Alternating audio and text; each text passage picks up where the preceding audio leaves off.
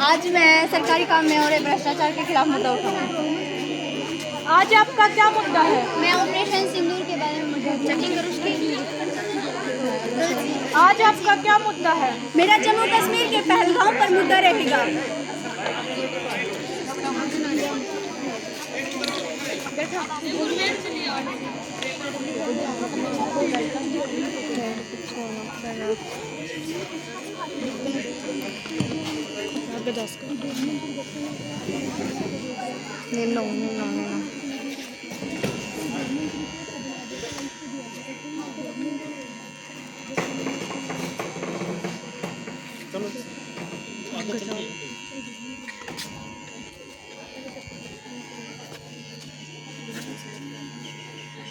माननीय सांसदों, माननीय अध्यक्ष महोदया,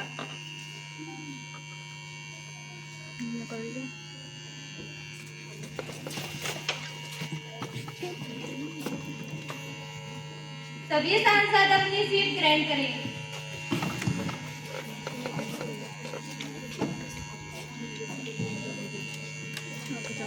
आज दिनांक 24 जुलाई 2025 के मानसून सत्र में आप सभी माननीय सांसदों का अभिनंदन करती हूँ।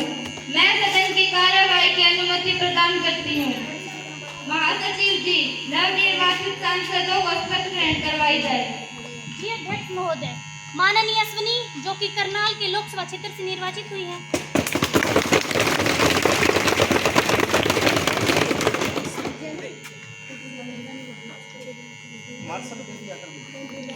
आप शपथ लेंगी प्रतिज्ञान? आप किस भाषा में शपथ लेना चाहेंगी? मैं करनाल क्षेत्र के लोकसभा सदस्य निर्वाचित हुई हूँ। ईश्वर की शपथ लेती हूँ कि मैं विधि द्वारा स्थापित भारत के संविधान के प्रति श्रद्धा और निष्ठा तथा देश की प्रभुसत्ता और एकता बनाए रखूंगी तथा जिस पद को ग्रहण करने वाली हूँ उसके कर्तव्यों का श्रद्धापूर्वक निर्वहन करूंगी। धन्यवाद।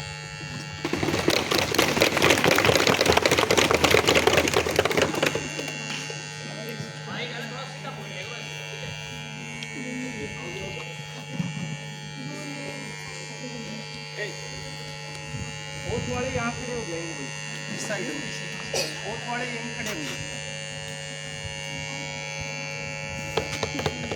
आप सीट नंबर 48 ग्रहण करें। माननीय चंचल जो कि उत्तर प्रदेश के लोकसभा क्षेत्र से निर्वाचित हुई है।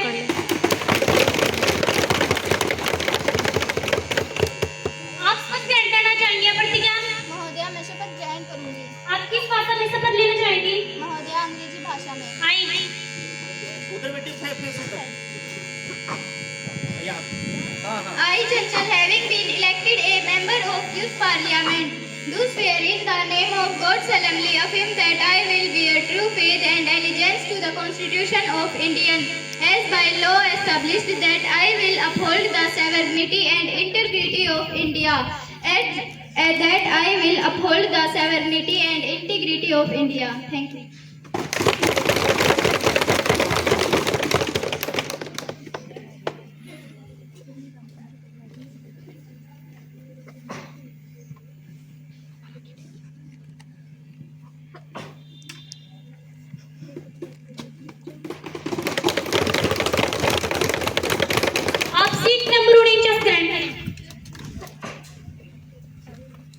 माननीय भूमिका जो कि मध्य प्रदेश के लोकसभा क्षेत्र से निर्वाचित हुई है।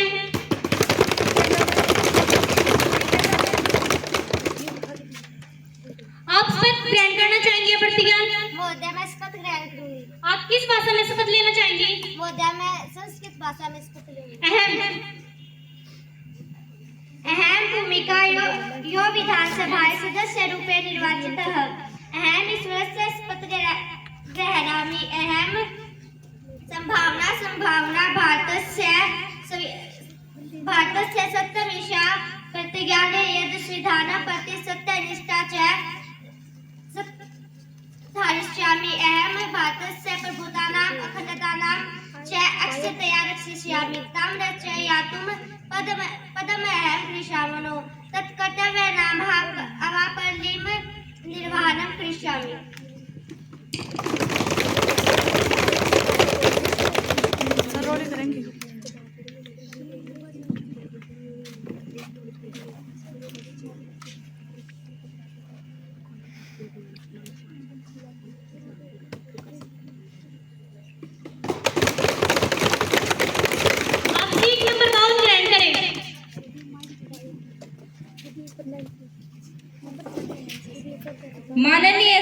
सांसदों, आज हम एक माह के पश्चात मिल रहे हैं। मेरा यह कर्तव्य बनता है कि मैं आपको एक दुखद घटना के विषय में संदेश दूं। 12 जून 2025 को एयर इंडिया का बोइंग 787 प्लेन क्रैश हो गया। इसमें 12 क्रू मेंबर समेत 242 लोग सवार थे। यह विमान एक इमारत पर जाकर क्रैश हुआ, जिसमें 40 ट्रेनी डॉक्टर हादसे के शिकार हो गए। इस विमान में 169 भारतीय, 53 ब्रिटिश, 7 पुर्तगाली और 1 कनाडाई नागरिक भी सवार थे, जिनमें 103 पुरुष, 114 महिलाएं, 11 बच्चे और 22 नवजात भी शामिल थे। इस हादसे में गुजरात के पूर्व मुख्यमंत्री श्री विजय रूपाणी जी का भी निधन हो गया। प्रधानमंत्री जी। माननीय अध्यक्ष महोदय, मैं अहमदाबाद विमान दुर्घटना में मारे गए सभी यात्रियों और सभी डॉक्टरों के प्रति गहरी संवेदना व्यक्त करती हूँ। इस हादसे में गुजरात के पूर्व मुख्यमंत्री विजय रूपाणी भी हमारे बीच नहीं रहे। वे 2016 से 2021 तक मुख्यमंत्री रहे हैं। वे एक कुशल राजनीतिक और एक सरल स्वभाव के नेता थे। आपके माध्यम से मैं सदन को विश्वास दिलाती हूँ कि संकट की इस घड़ी में सरकार सभी दिवंगत आत्माओं के परिवार के साथ है और परमात्मा उनकी आत्मा को शांति प्रदान करे और उनके परिवारों को दुख सहने की शक्ति प्रदान करे। धन्यवाद। नेता विपक्ष। धन्यवाद अध्यक्ष महोदय। मैं 12 जून की विमान दुर्घटना पर पूरे विपक्ष की ओर से दुख व्यक्त करती हूँ। इस विमान दुर्घटना में हमारे देश के साथ साथ अन्य देशों के लोग भी मारे गए। यह दुर्घटना अत्यधिक विचलित करने वाली थी। इस विमान दुर्घटना ने एक बार फिर से विमान सुरक्षा की जांच और उपायों को सवाल के घेरे में ला खड़ा किया है। हमारी सरकार से मांग है कि इस घटना में मारे गए सभी यात्रियों और डॉक्टरों के परिवारों को हर संभव मदद की जाए और उन्हें अधिक से अधिक वित्तीय लाभ पहुंचाए। मैं सभी सांसदों से अनुरोध करती हूँ कि इन सभी दिवंगत आत्माओं की शांति के लिए हम 2 मिनट का मौन धारण करेंगे।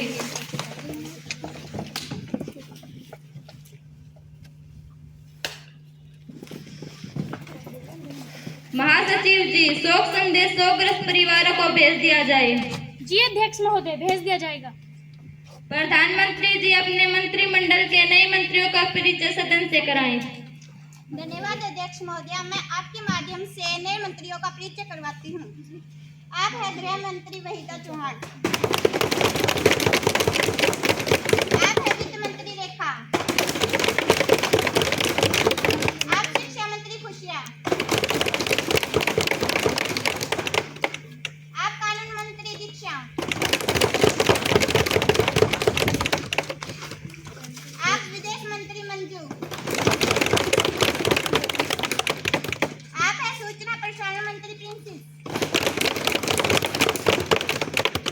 आप सड़क परिवहन मंत्री तमन्ना,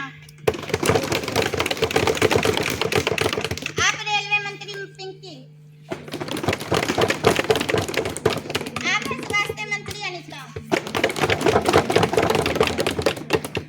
अब प्रश्न काल आरंभ होता है। प्रश्न संख्या 101 विपक्ष की ओर से सांसद सिया।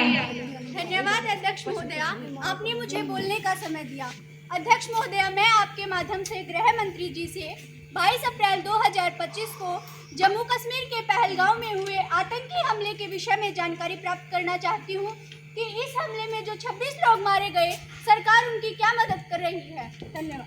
गृह मंत्री जी जवाब दें। माननीय अध्यक्ष महोदय, मैं आपके माध्यम से सम्मानित सांसदों को बताना चाहूंगी कि कोई भी धनराशि नुकसान की भरपाई नहीं कर सकती, लेकिन निर्दोष नागरिकों के खिलाफ इस क्रूरता और बर्बरतापूर्ण कृत्य की हम कड़ी निंदा कर सकते हैं।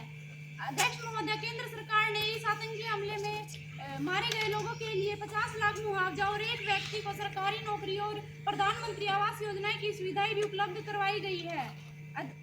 इसके अतिरिक्त जम्मू कश्मीर सरकार की ओर से मृतकों को 10 लाख रुपए मुआवजा और गंभीर रूप से घायल को 2-2 लाख रुपए व मामूली रूप से घायल को 1-1 लाख रुपए की मदद करवाई गई है। धन्यवाद। कोई पूरक प्रश्न? धन्यवाद अध्यक्ष महोदय, मैं आपके माध्यम से गृह मंत्री जी से पूछना चाहती हूँ कि 22 अप्रैल को हुए इस हमले में सरकार ने अब तक क्या कार्रवाई की है। गृह मंत्री जी जवाब दें। अध्यक्ष महोदय, आपके माध्यम से मैं संसद को बताना चाहूंगी कि इस आतंकी हमले के बाद सरकार ने 5 बड़े कदम उठाए। यह हमला पाकिस्तानी आतंकियों द्वारा किया गया था। पहला, 1960 का सिंधु नदी जल समझौता स्थगित करना।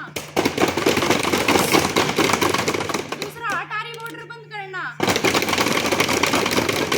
तीसरा, पाकिस्तान नागरिकों को 48 घंटों में भारत छोड़ना। चौथा, इस्लामाबाद से भारतीय दूतावास को बंद करना। पांचवा, आतंकियों की मदद करने वाले और प्रशिक्षण देने वालों की पहचान व आतंकियों की सफाई में विशेष कार्यवाही चलाई जा रही है। प्रश्न संख्या 157 सांसद मानसू। धन्यवाद अध्यक्ष महोदय, आपने मुझे प्रश्न पूछने का अवसर प्रदान किया। मैं आपके माध्यम से शिक्षा मंत्री जी से पूछना चाहूँगी कि देश में शिक्षा प्रणाली दिन प्रतिदिन खराब होती जा रही है।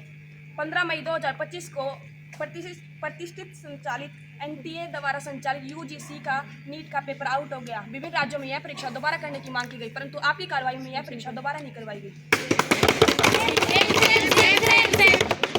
ऐसा ही मामला एक हरियाणा का है, जहां CET का पेपर आउट हो गया। बिहार में भी BPSC का पेपर आउट हो गया। क्या आप सदन को यह बताने का कष्ट करेंगे कि पेपर आउट विषय में आपने क्या कदम उठाए? सदन में शांति बनाए रखें, सदन की कार्यवाही आगे चलने दें। शिक्षा मंत्री जी जवाब दें। धन्यवाद अध्यक्ष महोदय, मैं आपके माध्यम से सदन को बताना चाहती हूँ कि 15 मई 2025 को जो UGC नीट की परीक्षा हुई थी वह आउट नहीं हुई थी, बल्कि कुछ जगह पर विपक्षी लोगों द्वारा वह अफवाह फैलाई गई थी। इसके अंतर्गत सरकार ने कार्रवाई की है, जिसमें 3 महीनों का समय लगा है और इसके लिए दाखिला प्रक्रिया में भी देरी हुई है। इसको अध्यक्ष महोदय यह भी बताना चाहती हूँ कि जिसके कारण हरियाणा और बिहार में पेपर आउट मामले का जो हमारे आगे संज्ञान में आया है, उस पर जल्द ही कार्रवाई करके सदन को स्पष्ट रूप से अवगत करवा दिया जाएगा। धन्यवाद अध्यक्ष महोदय, मैं आपके माध्यम से यह भी बताना चाहती हूँ कि पेपर आउट जैसे गंभीर अपराधों के लिए सरकार ने लोक परीक्षा कानून 2025 बनाया है, जिसके अंतर्गत सार्वजनिक परीक्षाओं में पारदर्शिता लाना और प्रतिस्पर्धा कर रहे युवाओं को गड़बड़ी न होने देने के लिए प्रेरित करना है। इसमें दोषी व्यक्ति व संस्था को 10 वर्ष तक की कैद तथा 1 करोड़ रुपए तक का जुर्माना का प्रावधान किया गया है। कोई पूरक प्रश्न? प्रश्न संख्या 153 माननीय सांसद वर्षा जी। अध्यक्ष महोदय, आपके माध्यम से मैं सड़क परिवहन मंत्री से पूछना चाहती हूँ कि हर वर्ष बारिश के मौसम में अनेकों पुल गिर रहे हैं। अभी गुजरात में आनंद और बड़ोदरा को जोड़ने वाला पुल गिर गया, जिसमें 9 लोग मारे गए। पिछले 15 वर्षों से आपकी सरकार है। इन 15 वर्षों में अनेकों 1230 पुल तो निर्माण के दौरान ही गिर गए, जिसमें सैकड़ों कारीगर और मजदूर मारे गए। और इंजीनियरिंग में तो नया कमाल किया है। भोपाल ऐसाबाद में 90 डिग्री का रेलवे ओवरब्रिज बना दिया गया। तो मंत्री जी बताने का कष्ट करें कि ऐसी घटिया सामग्री और भ्रष्टाचार के लिए कौन जिम्मेदार है? सड़क परिवहन मंत्री जी जवाब दें। धन्यवाद अध्यक्ष महोदय, मैं आपके माध्यम से सदन को बताना चाहती हूँ कि हमारी सरकार ने सड़कों और ब्रिज की गुणवत्ता में किसी प्रकार का कोई समझौता नहीं करती। सभी कंपनियों को सख्त निर्देश है कि अगर कोई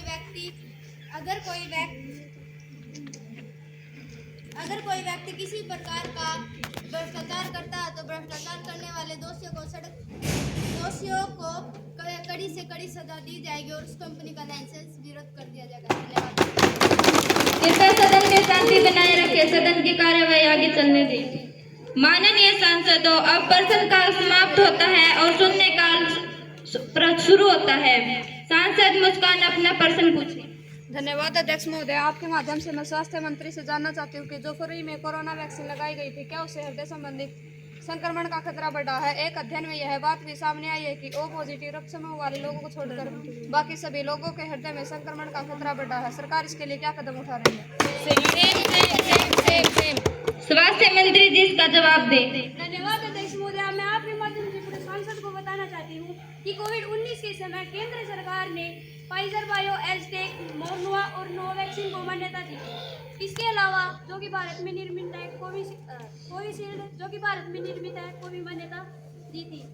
विपक्षी लोगों के द्वारा लोगों में यह भ्रम फैलाया जा रहा है कि भारत सरकार ने अपनी तत्परता दिखाते हुए कोरोना महामारी पर नियंत्रण पाया है। अगर इनकी सरकार होती तो मृतकों की संख्या लाखों में होती है। अध्यक्ष महोदय, मैं आपके माध्यम से सभी सांसदों को बताना चाहती हूँ कि हमारी सरकार ने 120 करोड़ लोगों को मुफ्त में वैक्सीन लगाई है, जो कि विश्व के कई देशों से बहुत अधिक है। प्रश्न संख्या 303 सांसद तुलसी। धन्यवाद अध्यक्ष महोदय, आपने मुझे बोलने का मौका दिया। मेरा प्रश्न माननीय रक्षा मंत्री जी से है। मैं आपके माध्यम से बताना चाहती हूँ कि पहलगांव आतंकी हमले में मारे गए 26 निर्दोष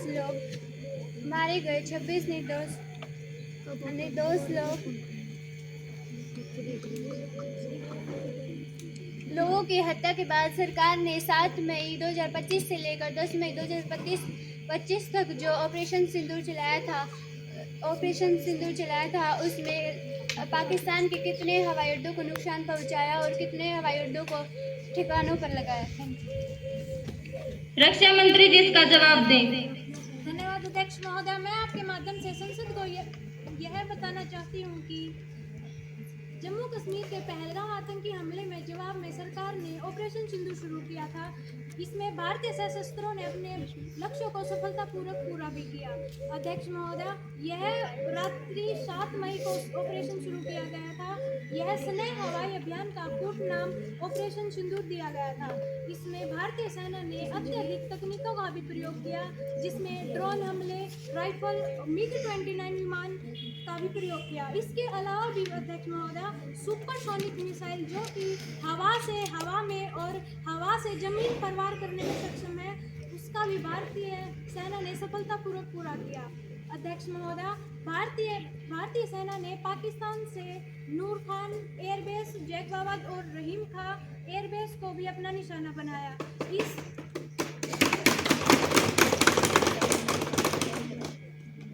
सभी एयरबेस को भारतीय सेना ने पूरी तरह नष्ट कर दिया गया है। इस ऑपरेशन में भारतीय एयर डिफेंस सिस्टम को भी काफ़ी सफलता मिली। इस ऑपरेशन में यह ऑपरेशन रात्रि 1:10 पर शुरू किया गया था, जिसमें पाकिस्तान और पाक अधिकृत कश्मीर के आतंकवादी बुनियादी दावे के तहत ऑपरेशन सिंदूर एक त्वरित और निर्णायक सैन्य कार्रवाई में 25 मिनट के अंतराल में भारतीय सेनाओं ने 24 स्टिक हमले भी किए।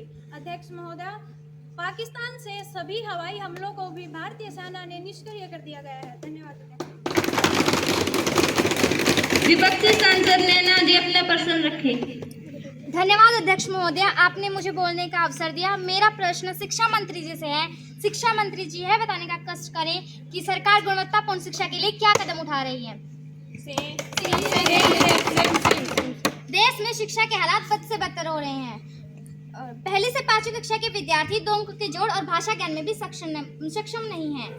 देश के 70% विद्यालयों में तो अध्यापकों की कमी है और बच्चों के भविष्य के साथ खिलवाड़ हो रहा है। एक ताज़ा मामला है हरियाणा का ही, जहां 2022 में विद्यार्थियों को सरकार की ओर से टैब दिया गया था। नेताओं और अधिकारियों की मिली भगत से उसमें बहुत बड़ा घोटाला हुआ है। और तो और अब सरकार ने टैब का नेट बंद कर दिया है, शांति बनाए रखें, जिससे सभी टैब डब्बा बन के रह गए हैं। धन्यवाद। शिक्षा मंत्री जी इसका जवाब दें। धन्यवाद अध्यक्ष महोदय, मैं आपके माध्यम से सदन को बताना चाहती हूँ कि सरकार गुणवत्तापूर्ण शिक्षा के लिए तो राष्ट्रीय सरकार नीति 2020 लेकर आ रही है, जिसके अंतर्गत सरकार गुणवत्तापूर्ण शिक्षा का भी प्रावधान है और हर वर्ष 40 घंटे का प्रशिक्षण भी व्यवस्था है। हम हरियाणा का जो मामला संज्ञान में है उस पर जल्द ही कार्रवाई करके सदन को अवगत करवाएंगे। धन्यवाद। माननीय सांसद और सांसद रश्मि सूचना प्रसारण मंत्री जी का ध्यान सुरक्षा से जुड़े मुद्दे की ओर दिलाना चाहती हैं। माननीय सांसद रश्मि। माननीय अध्यक्ष महोदय, मैं आपके माध्यम से सूचना प्रसारण मंत्री का ध्यान एक व्यक्तिगत सुरक्षा से जुड़े मुद्दे की ओर दिलाना चाहूँगी कि भारत में 80 करोड़ से अधिक लोग व्हाट्सएप चलाते हैं। यह व्हाट्सएप अमेरिका के मेटा का है। यह ब्रनिगो में स्थापित किया गया था, लेकिन अब यह व्हाट्सएप हमारी निजी सुरक्षा के साथ खिलवाड़ कर रहा है। अब कोई भी व्यक्तिगत डाटा पढ़ा जा सकता है। अगर कोई व्यक्ति अपने फ़ोन से किसी दूसरे के फ़ोन का व्हाट्सएप का बारकोड स्कैन कर लेते हैं तो वही व्हाट्सएप अपने फ़ोन में चलने लगता है। इसलिए मैं आपसे निवेदन करती हूँ कि इस मुद्दे पर कठोर कदम उठाएं। सूचना प्रसारण मंत्री जी इसका जवाब दें। अध्यक्ष महोदय, मैं आपके माध्यम से सदन को विश्वास दिलाना चाहूंगी कि यह मामला मेरे संज्ञान में अभी है। अभी तक सो रही थी। सरकार इस विषय में स्पष्टीकरण माना जाएगा। भारत सरकार किसी भी नागरिक की निजी सुरक्षा का खिलवाड़ नहीं कर सकती। धन्यवाद। माननीय सांसदों, विपक्ष से सांसद अंजलि कार्य स्थगन प्रस्ताव सदन में पेश करना चाहती हैं। धन्यवाद अध्यक्ष महोदय। मैं महंगाई के मुद्दे पर संसद में कार्य स्थगन पेश करना चाहती हूँ। अध्यक्ष महोदय, देश में महंगाई अपनी चरम सीमा पर है। एक और सरकार बड़े उद्योगपतियों को अधिक लोन और सब्सिडी प्रदान कर रही है, तो दूसरी ओर घरेलू कार्यों में उपयोग होने वाली एलपीजी गैसों के दाम 100 रुपये प्रति सिलेंडर बढ़ा दिए गए हैं। पेट्रोल और डीजल के दाम हर महीने बढ़ाए जा रहे हैं, जिससे आम लोगों का जीना मुश्किल हो गया है। माननीय अध्यक्ष महोदय, टमाटर 120 रुपये किलो मिल रहे हैं, प्याज 95 रुपये किलो मिल रहे हैं, आलू का भाव 70 रुपये किलो हो गया है, दाल 120 रुपये किलो मिल रही है। सरकार गरीबों की थाली में से भोजन कम करने पर तुली हुई है। माननीय अध्यक्ष महोदय, महंगाई के विषय में संसद में कार्य स्थगन की अनुमति दी जाए। जो इस कार्य स्थगन प्रस्ताव के पक्ष में कृपया अपना हाथ खड़ा करें।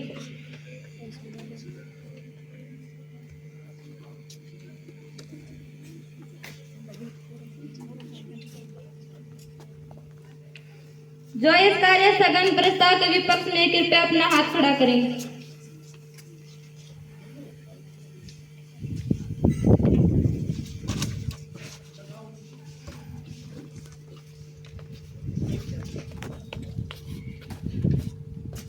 माननीय सांसदों, न का बहुमत है, न का बहुमत है, न का बहुमत है।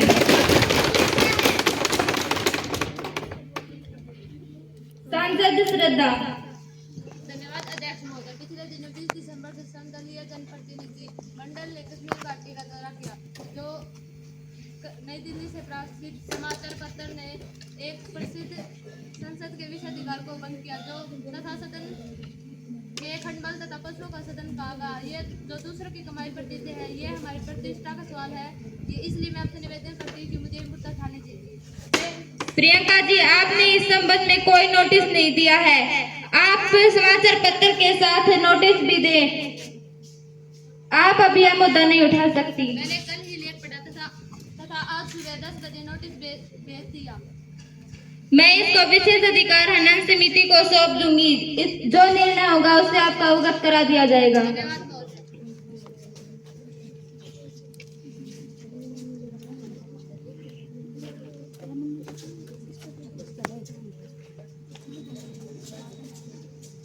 माननीय सदस्यगण, मुझे घोषणा करनी है। मेरी ओर से तथा माननीय सदस्य की ओर से रूस के महामहिम व्लादिमीर पुतिन एक शिफ्ट मंडल के साथ भारत की यात्रा पर हैं, जो कि इस समय एक विशेष कक्ष में बैठे हैं। रूस तथा भारत में पुराने दोस्ताना संबंध रहे हैं। हम रूस और भारत के इन संबंध को तरोताजा कर रहे हैं। आगे भी सहयोगी बनकर हम यह कार्य करते रहेंगे। हम उनका स्वागत करते हैं और भारत में उनकी सुखद यात्रा की कामना करते हैं।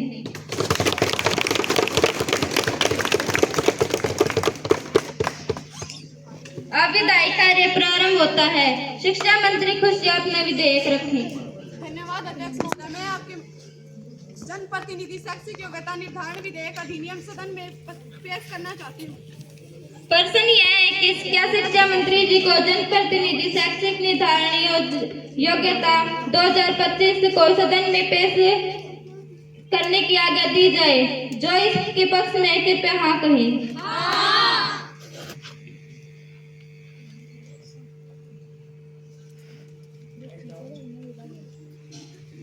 जो इसके विपक्ष में कृपया ना कहें। ना। जल्दी चल रहे हो, टाइम ले, बहुत तेज चल रहे हो।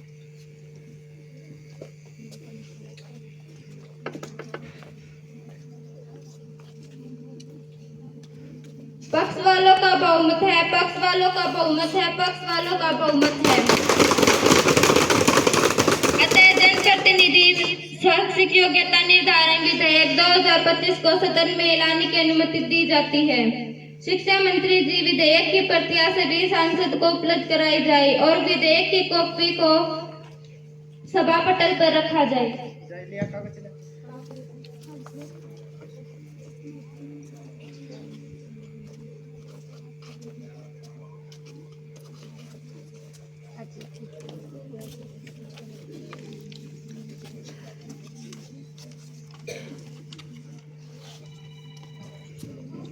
अब दूसरा वाचन शुरू होता है। शिक्षा मंत्री जी। धन्यवाद माननीय अध्यक्ष महोदय, आदरणीय सदन के सभी सदस्यों। विधेयक का शीर्षक है जनप्रतिनिधि शैक्षिक योग्यता निर्धारण विधेयक अधिनियम की प्रमुख बातें सदन में पेश करने की अनुमति चाहती हूँ। अनुमति प्रदान की जाती है। माननीय अध्यक्ष महोदय, मैं आपके माध्यम से इस अधिनियम की प्रमुख बातें बताना चाहती हूँ। भविष्य में होने वाले सभी चुनावों में शैक्षिक स्नातक होना अनिवार्य है, परंतु जिन परिवारों की वार्षिक आय 60,000 से कम है उन व्यक्तियों की शैक्षिक योग्यता 12वीं पास होना अनिवार्य है। सभी प्रत्याशियों को एक खास किस्म की प्रारंभिक परीक्षा पास करनी होगी। धन्यवाद। विपक्षी सदस्य कुमकुम अपना विचार रखें। धन्यवाद माननीय अध्यक्ष महोदय, मैं इस सदन से जानना चाहती हूँ कि ऐसा विधेयक जो कहता है पहले स्नातक की डिग्री लीजिए और बाद में उस प्रारंभिक शिक्षा की तैयारी करके यदि आप परीक्षा में सफल भी हो जाते हैं तो इसका मतलब ये बिल्कुल भी नहीं कि आप राजनीतिक में खड़े होंगे। ये केवल आपको राजनीतिक में खड़े होने का हक दिलाएगी। यदि कोई उम्मीदवार 2 से अधिक चुनाव भी लड़ता है अपने जीवन के 10 कीमती वर्ष खराब करेगा। अतः मैं इस विधेयक का विरोध करती हूँ। सत्ता पक्ष के सदस्य मुस्कान अपना विचार रखें। धन्यवाद अध्यक्ष महोदय। जनप्रतिनिधि शैक्षिक योग्यता निर्धारित होने से हमारे देश में लोगों को शिक्षा की ओर आकर्षित करेगा तथा देश में शिक्षा को बढ़ावा मिलेगा। इससे प्रत्याशियों में न केवल ऐतिहासिक, राजनीतिक, भौगोलिक, सांस्कृतिक जानकारियों का विकास होगा बल्कि वोट देने जाने की क्षमता का भी विकास होगा। विपक्षी सदस्य पायल अपना प्रश्न पूछें। माननीय अध्यक्ष महोदय, इस संसद में बैठने के लिए माननीय मंत्री जी न्यूनतम श्रेष्ठ योग्यता निर्धारित करना चाहती हूँ। अब क्या इन कागजों पर छपी डिग्री हमारी काबिलियत तय करेंगी? इस संसद में बैठने के लिए राष्ट्र प्रेम होना चाहिए, देश की सेवा करने का जज्बा होना चाहिए, पर दुर्भाग्यवश यह सब डिग्रियों से प्राप्त नहीं होता। क्या सरकार को एक बार भी उन गरीब लोगों का ध्यान नहीं आया जो किसी कारण से शिक्षा से वंचित रह जाते हैं? एक आम आदमी को देश की सेवा करने का मौका नहीं मिलना चाहिए? नेता बनने के लिए नेतृत्व की योग्यता होनी चाहिए, न कि किसी डिग्री की ओर। याद रखिए जनाब, व्यक्ति को बादाम खाने से इतनी अकल नहीं आती जितनी ठोकरें खाने से आती हैं।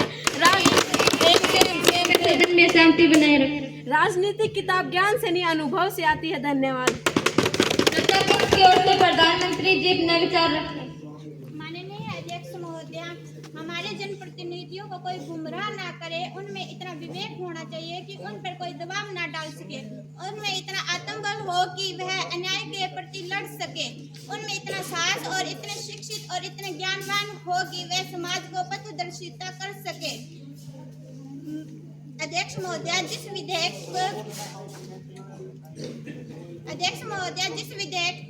का उद्देश्य इतना प्रबल है उस पर भी विपक्ष राजनीति करना चाहती है। अध्यक्ष महोदय, मुझे इस बात का बहुत दुख हो रहा है जिस विधेयक को आम सहमति मिलनी चाहिए थी उस पर भी राजनीति करनी चाहती है विपक्ष।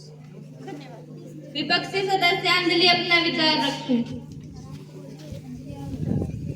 अध्यक्ष महोदय, जनता अपना प्रतिनिधि योग्य में योग्यतम को चुनती है, श्रेष्ठ में श्रेष्ठतम को चुनती है। जनता का प्रतिनिधि कैसा होना चाहिए, इसका निर्णय सदन में नहीं बल्कि जनता के द्वारा होना चाहिए।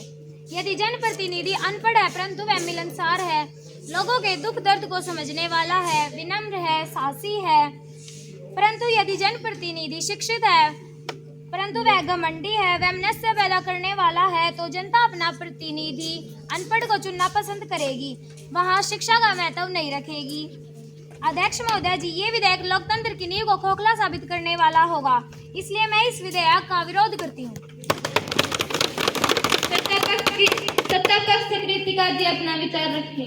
धन्यवाद माननीय अध्यक्ष महोदय। जिस दिन पटाख पर मेरे विचारधीन के विपक्ष में मेरे साथी ने जो कुछ कहा था, मुझे ऐसा लगता है कि मेरे साथी ने जो कुछ कहा है वह शिक्षा से पूर्णतः अनजान है। शिक्षा से आत्मविश्वास पैदा होती है और आत्मविश्वास से ही चेतना जागृत होती है। शिक्षा तो ज्ञान का वह दीपक है जो हमें अंधकार से उजाले की ओर लेके जाता है, और जो स्वयं व्यक्ति अंधकार से गिरा होगा तो वह क्या देश को आगे लेके जाएगा। माननीय अध्यक्ष महोदय, मैं एक बात और कहना चाहूंगी कि नेता का शिक्षित होना इसलिए भी आवश्यक है कि शिक्षा ग्रहण करने से हमें हमारे गौरवपूर्ण अतीत का ज्ञान होता है, और इसी गौरवपूर्ण अतीत से हमें अपने भारत को भविष्य की ओर लेके जाना है। जहां एक तरफ एक जिले के सामान्य प्रशासन को चलाने के लिए एक उच्च कोटि के IAS की नियुक्ति की बात करते हैं और दूसरी तरफ देश को चलाने वाला प्रशासन अशिक्षित, यह कैसा दुर्भाग्य है। इसलिए मैं अपने विपक्ष में बैठे हुए साथियों से अनुरोध करूंगी कि वह इस महत्वपूर्ण विधेयक को आगे तक लेके जाए। विपक्षी सदस्य नैना जी अपना विचार रखें। अध्यक्ष महोदया, यदि जनता के प्रतिनिधि की योग्यता शिक्षा ही होती तो आज डॉक्टर्स, इंजीनियर्स नेतागिरी कर रहे होते, परंतु ऐसा नहीं है। मैं अपने देश के शिक्षित लोगों का सम्मान करती हूँ, लेकिन उससे भी ज्यादा मैं अपने देश से प्रेम करती हूँ। मैं अपने देश को ऊंचाइयों के शिखर पर देखना चाहती हूँ। हमारा देश आज उन्नति के विभिन्न चरणों से गुजर रहा है। ऐसे ही परिस्थिति में होने वाली कोई भी चूक हमारे देश को विकास की ओर अग्रसर होने की बजाय अनेकों वर्ष पीछे धकेल सकती है। धन्यवाद। सत्ता पक्ष की ओर से सांसद रेखा अपना विचार रखें। धन्यवाद अध्यक्ष महोदया। मैं इस विधेयक का पूर्ण रूप से समर्थन करती हूँ। संसद की गरिमा व प्रतिष्ठान को बनाए रखने के लिए यह विधेयक का पारित होना अति आवश्यक है। इस विधेयक के पारित होने से यह विधेयक देश के विकास के लिए मील का पत्थर साबित होगा। अध्यक्ष महोदया, मैं 15 वर्षों से राजनीति से जुड़ी हुई हूँ। मात्र 5वीं पास हूँ। शिक्षा का क्या महत्व होता है मुझसे ज्यादा कोई नहीं समझ सकता। अध्यक्ष महोदया, अतः मैं इस बिल का समर्थन करती हूँ। धन्यवाद अध्यक्ष महोदया। विपक्षी सदस्य सिया अपना विचार रखें।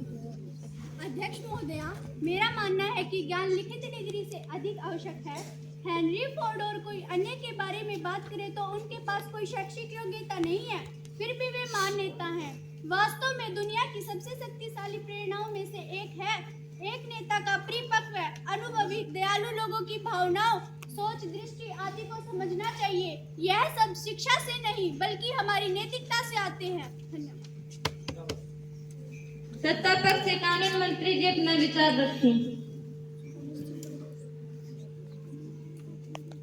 माननीय अध्यक्ष महोदया जी, मैं आपके माध्यम से सम्मानित सांसद जी को यह बताना चाहूंगी कि देश को आधुनिक व पूर्ण शिक्षित राष्ट्र बनाने की पहल हो रही है।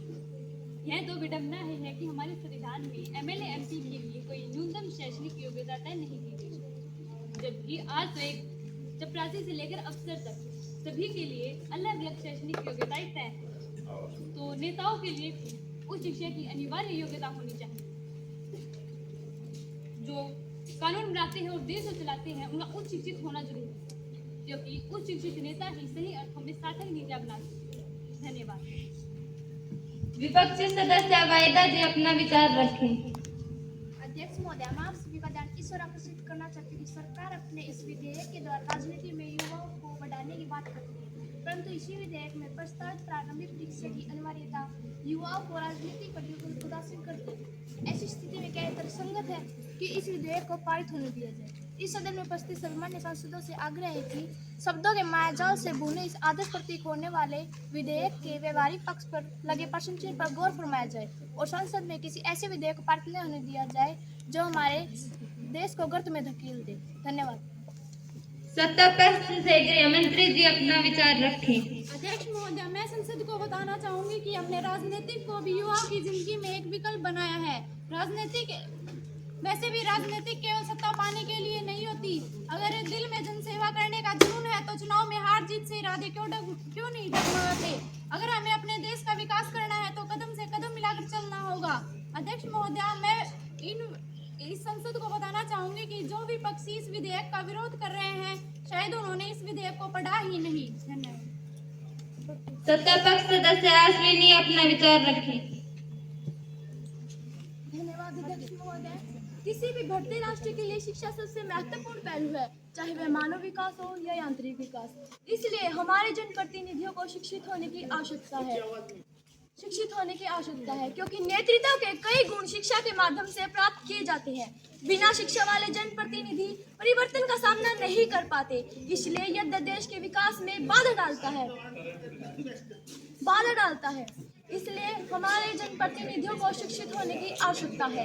आज जब हम न्यू इंडिया और बढ़ेगा इंडिया की बातें करते हैं, तब तो हमारे जनप्रतिनिधियों को भी शिक्षित होने की आवश्यकता है, क्योंकि जरूरी नहीं रोशनी सिर्फ चिरागों से ही हो, शिक्षा से भी मैंने घर रोशन होते हुए देखे हैं। धन्यवाद। माननीय प्रधानमंत्री जी अपना विचार रखें। अध्यक्ष महोदया, इस विधेयक के पक्ष और विपक्ष में काफी कहा जा चुका है। हम इस विधेयक का विरोध करते हैं क्योंकि हमें बोलने तक का मौका नहीं दिया गया। यह लोकतंत्र की हत्या है। हम इस सदन का बहिष्कार करते हैं। कृपया सदन में शांति बनाए रखें, सबको बोलने का मौका दिया जाएगा। कृपया बैठ जाएं। सदन की गरिमा को बनाए रखें। विपक्षी सदस्य वर्षा जी अपना विचार रखें। धन्यवाद अध्यक्ष महोदय। मैं बताना चाहती हूँ कि एक व्यक्ति पढ़ा लिखा नहीं है, लेकिन वह मनुष्य तो ही, उसके पास तो सोचने समझने की क्षमता है। वह हर नागरिक जो वोट डाल सकता है, वह नेता भी चुना जा सकता है। हम ऐसा नहीं कह सकते अधिक पढ़ा लिखा व्यक्ति अच्छा शासन चलाएगा और कम पढ़ा लिखा व्यक्ति अच्छा शासन नहीं चलाएगा। इसलिए हमारे इतिहास में ऐसे बहुत से शासक थे जो प्रमुख हैं। अगर हम किसी प्रकार की शैक्षणिक योग्यता रखते हैं तो लोकतंत्र बुनियाद पर चोट लगेगी और लोकतंत्र व्यवस्था सही नहीं चल सकेगी। हम यह कतई गारंटी नहीं ले सकते कि पढ़ा लिखा व्यक्ति अच्छा जनप्रतिनिधि, मंत्री, प्रधानमंत्री बन सकता है। इसका अर्थ यह नहीं है कि पढ़े लिखे का महत्व नहीं है, लोकतंत्र प्रक्रिया में भी उसका महत्व है। तो ये नियम ठीक नहीं है। ऐसे नियम माननीय गरिमा के प्रतिकूल है। अतः मैं इस विधेयक का घोर विरोध करती हूँ। विपक्षी सदस्य मनीषा जी अपना विचार रखें। धन्यवाद अध्यक्ष महोदया, आपने मुझे अपना विचार रखने का मौका दिया। जनप्रतिनिधियों के लिए शैक्षणिक योग्यता होना जरूरी नहीं है, जनप्रतिनिधियों का समझदार होना बहुत जरूरी है। अगर कोई जनप्रतिनिधि पढ़ा लिखा नहीं है तो क्या हुआ, उसे कोई MA की क्लास नहीं लेनी है। जो विभाग उसे सौंपा जाएगा वह उस विभाग में बेहतर प्रदर्शन का ही कार्य करेगा। हम मानते हैं कि हमारे कुछ नेता पढ़े लिखे नहीं हैं, तो उन्हें पढ़े लिखे नहीं हैं, लेकिन उन्हें बेहतर काम के लिए हमेशा याद किया जाता है। बड़ी से बड़ी डिग्री के लिए शासन में शामिल जनप्रतिनिधि के काम के मामले में एक बार फिर से फिसड्डी साबित हुई है। इसीलिए मैं इस विधेयक का विरोध करती हूँ। धन्यवाद। प्रधानमंत्री जी अपना विचार रखें। धन्यवाद अध्यक्ष महोदया, मैं सदन के माध्यम से मेरे विपक्षी साथियों को विश्वास दिलाती हूँ कि उनकी महत्वपूर्ण बातों को इस विधेयक में अवश्य शामिल किया जाएगा। सदन पटल पर प्रस्तुत ये विधेयक भारत के भविष्य का निर्माण करेगा। इस विधेयक पर कुछ बिंदुओं पर शंकाएं व्यक्त की गई है, जिसका निवारण करना मैं अपना परम कर्तव्य समझती हूँ। आपने पूछा कि मेरे देश का युवा राजनीति में अपनी जिंदगी का बहुमूल्य समय देगा। मैं कहती हूँ हाँ देगा।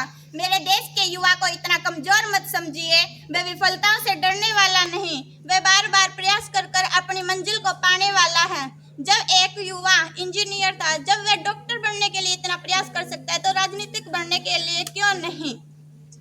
हम पर गरीबों की अनदेखी का आरोप लगा है, तो इस युवा संसद में एक बार फिर से स्पष्ट करना चाहती हूँ कि ये सरकार भी इन गरीबों से ही चुनकर आई है और ये सरकार हमेशा उनके प्रति समर्पित रहेगी।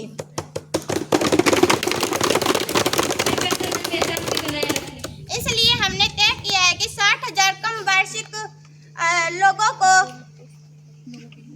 लोगों के लिए 12वीं के बाद शैक्षणिक योग्यता निर्धारण की गई है, जिससे गरीब का बेटा या बेटी प्रधानमंत्री बन सकता है। कौन कहता है कि आसमान में छेद नहीं हो सकता? कौन कहता है कि आसमान में छेद नहीं हो सकता?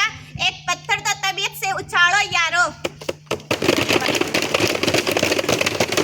विदेश मंत्री जी। धन्यवाद अध्यक्ष महोदय, आपने मुझे बोलने का मौका दिया। सभी क्षेत्रों का ज्ञान होने की आवश्यकता है।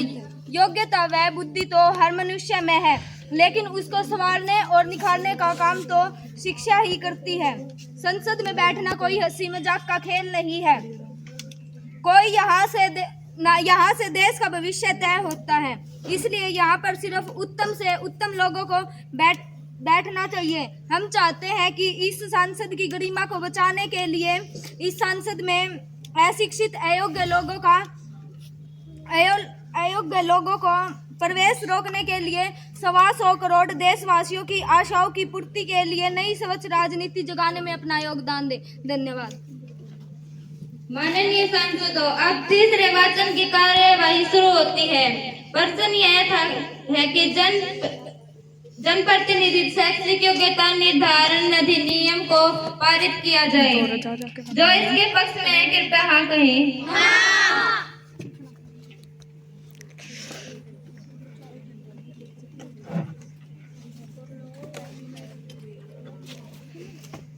जो इसके विपक्ष में है कृपया ना कहें।